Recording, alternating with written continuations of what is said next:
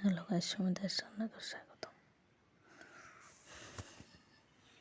আজকে আমি আরেকটা রেসিপি নিয়ে আসছি। তাহলে দেখেন আমার রেসিপিটি যদি ভালো লাগে আমার চ্যানেলটা সাবস্ক্রাইব করে দেবেন, লাইক কমেন্ট শেয়ার করে দেবেন।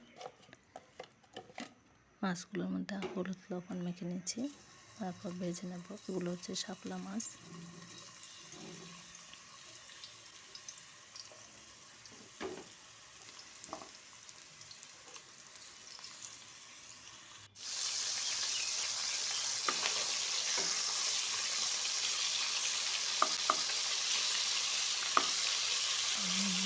লাল লাল করে ভেজে নেব।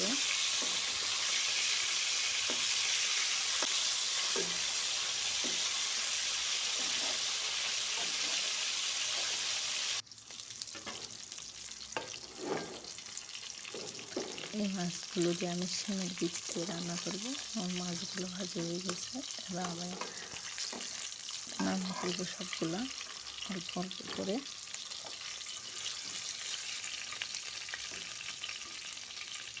এই তো দেখেন নামে ফেলবো। এর মধ্যে আমি নিয়ে নেবো শিমের বিচি। শিমের বিচির মতো পরিমাণ মতো পানি দিয়ে আমি সিদ্ধ করে নেব।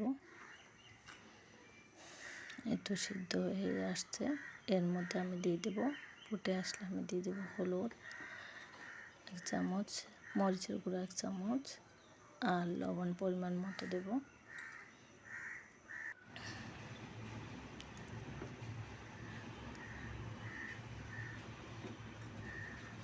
তারপর এর মধ্যে জিরা বাটা দিয়েছি 1 চামচ, আধা চামচের মতো দিয়েছি আদা বাটা।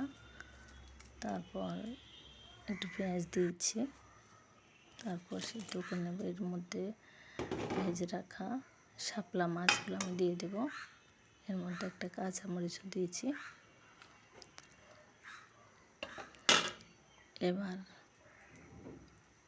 একটু আমি রসুন কুচি দিয়ে দিয়েছি। এবার নামিয়ে আমি এর মধ্যে দিয়ে দেব, একটু তেলের মধ্যে দিয়ে দেব 5 ফোড়ন, একটু তেজপাতা আর পেঁয়াজ। এগুলো ভেজে নেব লাল লাল করে।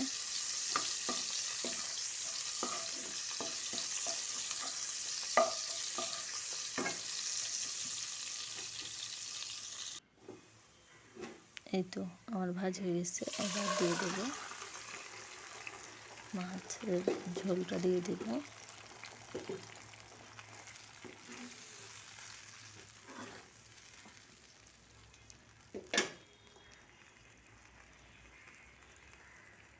এর মধ্যে আমি দিয়ে দিচ্ছি একটু গরম মশলা, তারপর ধনিয়া পাতা দিয়ে দেব কিছুক্ষণ পরে। তারপর একটু ফুটে আসলে আমি নামিয়ে ফেলবো কিছুক্ষণ রেখে।